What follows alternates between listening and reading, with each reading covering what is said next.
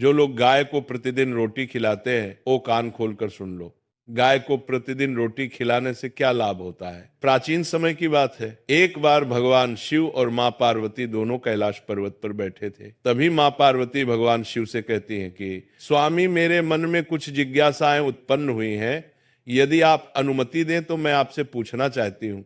तभी भगवान शिव माँ पार्वती से कहते हैं कि हे देवी, आप बिना संकोच के बताए कि आपका मन किन प्रश्नों को जानने के लिए व्याकुल है। तभी माँ पार्वती भगवान शिव से कहती हैं कि हे स्वामी, मैंने पृथ्वी लोक पर मनुष्यों को अनेक प्रकार से गाय की सेवा करते हुए देखा है।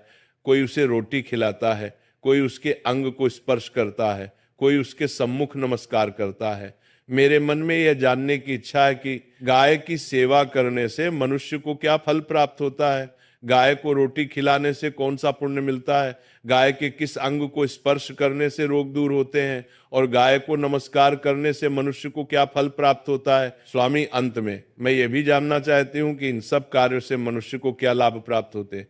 तभी भगवान शिव मां पार्वती से कहते हैं कि हे देवी, तुम्हारे प्रश्न अत्यंत महत्वपूर्ण और गंभीर हैं। इन प्रश्नों के उत्तर देने से पहले आवश्यक है कि तुम गौ माता के वास्तविक स्वरूप, उसकी दिव्यता को समझो। जब तक गौ माता के अस्तित्व की मूल सत्ता ज्ञात ना हो, तब तक उसके कार्यों का फल जानना पूर्ण नहीं होता।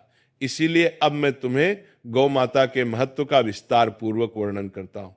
आगे भगवान शिव मां पार्वती से कहते हैं कि हे देवी, गौ माता का स्वरूप संसार का आधार है। सृष्टि के प्रारंभ में जब प्राणियों के पालन की व्यवस्था पर विचार हुआ, तब देवताओं ने यह अनुभव किया कि ऐसा कोई अस्तित्व चाहिए जो स्वयं पवित्र हो और सभी प्राणियों को पवित्रता प्रदान कर सके। उसी संकल्प से गौ ऊर्जा का अवतरण हुआ।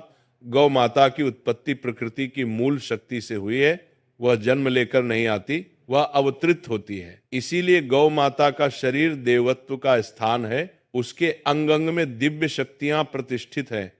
उसके भीतर वह सात्विकता है जो किसी भी प्राणी में दुर्लभ है।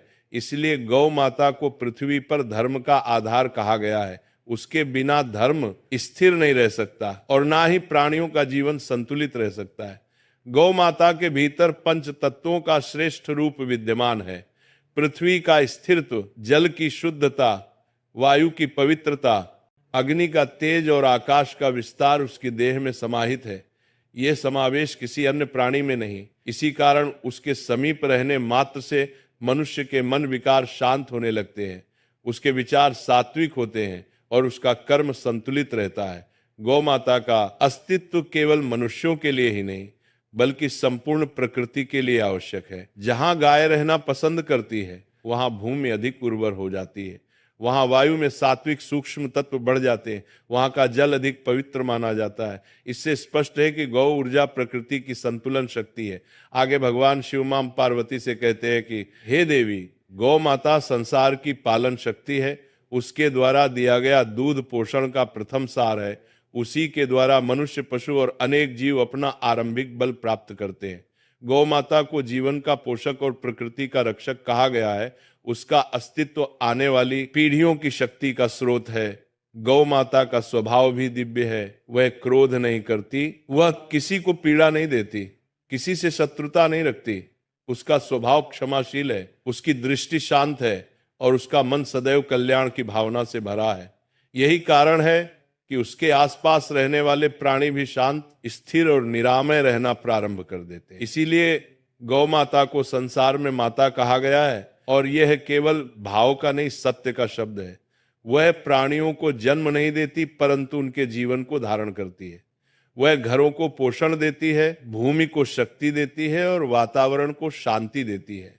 यही कारण है कि सदियों से गौ माता का स्थान अपरिवर्तनीय रहा है। गौ माता के महत्व को जानने के बाद मां पार्वती भगवान शिव से आगे कहती है कि हे स्वामी, आपने अभी जो गौ माता की महिमा को जिस प्रकार विस्तार और गंभीरता से समझाया, उससे मेरा मन और भी जानने हेतु उत्सुक हो गया है। अतः स्वामी, अब आप मेरे प्रथम प्रश्न का उत्तर दीजिए कि गाय की सेवा करने से मनुष्य को क्या फल मिलता है। तभी भगवान शिव कहते हैं कि हे देवी, गाय की सेवा का फल इतना व्यापक और गहन है कि उसे शब्दों में बांधना कठिन है। गाय की सेवा केवल एक दान या एक करुणा का रूप नहीं, बल्कि ये मनुष्य की आत्मा को पवित्र करने वाली साधना है। जिस मनुष्य के हाथों से गाय की सेवा होती है, उसका जीवन धीरे धीरे शुद्ध होने लगता है। उसके कर्मों से उपजे दोष शांत होने लगते हैं। उसके पिछले जन्मों में संचित पापों की जड़ें कमजोर होने लगती हैं। यह सेवा मनुष्य की आत्मा को उस सत्य की ओर ले जाती है जहां से उसका सारा अज्ञान हटने लगता है। गाय की सेवा करने वाले मनुष्य को देवताओं की कृपा सहज रूप से प्राप्त होने लगती है।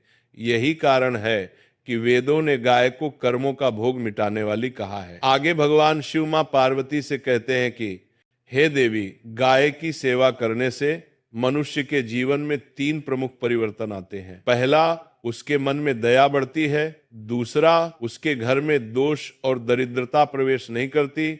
और तीसरा, उसके जीवन में सौभाग्य स्थायी हो जाता है। अतः हे देवी, गाय की सेवा का फल केवल एक लोक में नहीं, अनेक लोकों तक साथ चलता है। अब मैं तुम्हें एक विस्तृत कथा सुनाता हूं जिससे तुम समझ सकोगे कि गाय की सेवा मनुष्य के जीवन की दिशा कैसे बदल देती है। भगवान शिव मां पार्वती को कथा सुनाना प्रारंभ करते हैं।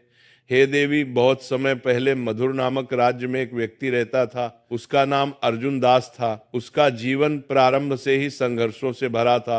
वह कितनी भी मेहनत करता, उसके हाथ में सफलता नहीं आती। उसका घर कर्ज में डूबा रहता। व्यापार करता तो घाटा, खेती करता तो सूखा, किसी का सहारा मांगता तो निराशा ही मिलती। धीरे धीरे वह जीवन से हारने लगा। एक दिन वे नगर से बाहर जा रहा था कि रास्ते में उसे एक घायल गाय दिखाई दी। उसकी पीठ पर घाव था और शरीर कमजोर होने लगा था।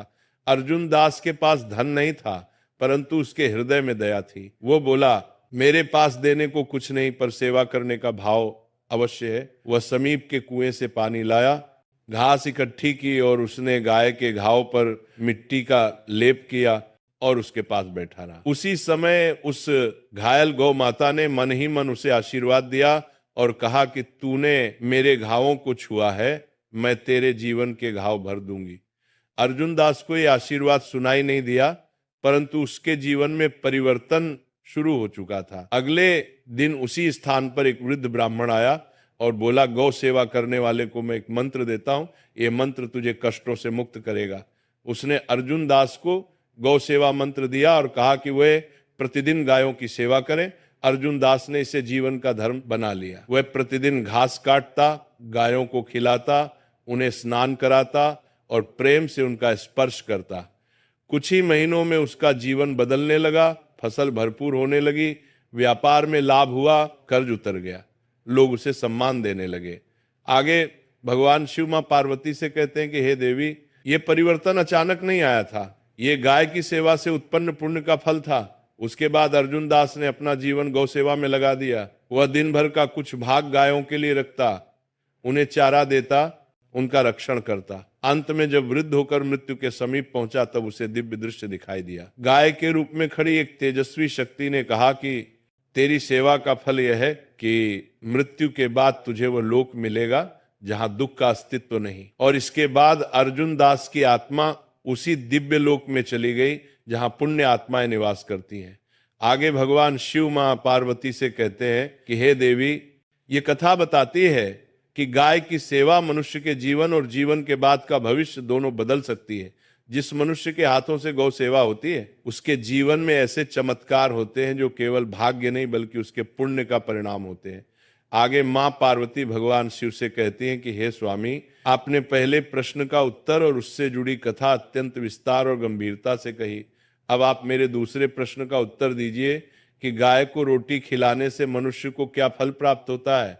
तभी भगवान शिव मां गौरा से कहते हैं कि हे देवी, गाय को रोटी खिलाना केवल भोजन दान नहीं, बल्कि यह मनुष्य के भाग्य, मानसिक शांति और गृहस्थ जीवन की स्थिरता को मजबूत करने वाला कर्म है। जब मनुष्य गाय को रोटी खिलाता है तो वह अपने हाथों से अन्न को पवित्रता का स्पर्श देता है। गाय रोटी को ग्रहण करके उसे पुण्य में परिवर्तित कर देती है। ये पुण्य मनुष्य की रक्षा करता है, उसके घर में अन्न की कभी कमी नहीं होने देता और उसके परिवार के जीवन में सुख का संचार करता है। गाय को रोटी देने से मनुष्य को 3 विशेष फल प्राप्त होते हैं।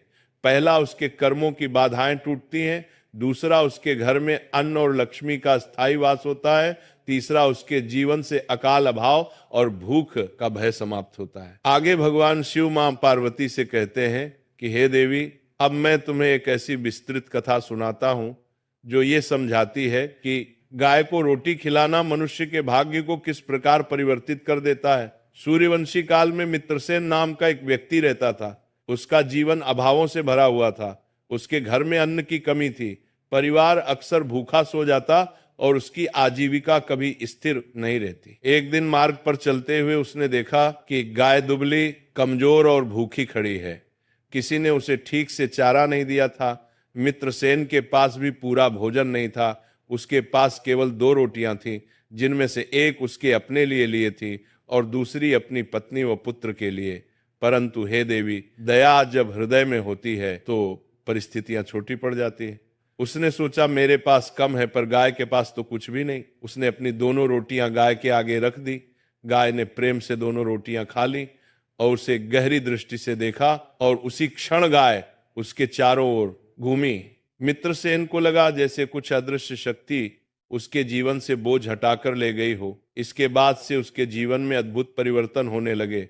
जिस खेत में वह बीज डालता वहां भरपूर अनाज बनता था। जिस व्यापार को वह शुरू करता वह बढ़ने लगता। उसके घर में भोजन की इतनी प्रचुरता आई कि कभी भंडार खाली नहीं हुआ। धीरे धीरे वह नगर का सम्मानित व्यक्ति बन गया। लोग उससे पूछते कि तुम्हारी दरिद्रता कैसे दूर हुई।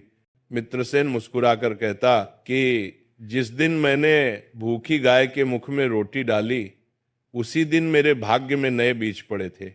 एक दिन उसे सपने में वही गाय दिखाई दी। गाय ने कहा कि मैं साधारण गाय नहीं, गौ शक्ति का रूप हूं।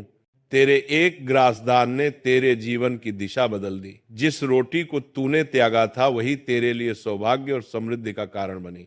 अगले दिन से मित्रसेन ने नियम बना लिया कि वह प्रतिदिन गाय को रोटी खिलाएगा। उसका घर समृद्ध रहा, परिवार स्वस्थ रहा और उसके कर्मों का पुण्य उसके बच्चों को भी प्राप्त हुआ। अंत में भगवान शिव मां पार्वती से कहते हैं कि हे देवी, इस कथा का सार यही है कि गाय को दी गई रोटी केवल अन्न नहीं रहती, वह मनुष्य के भाग्य को पोषित करने वाला पुण्य बन जाती है। आगे मां पार्वती भगवान शिव से कहती है कि हे स्वामी, आपने पहले और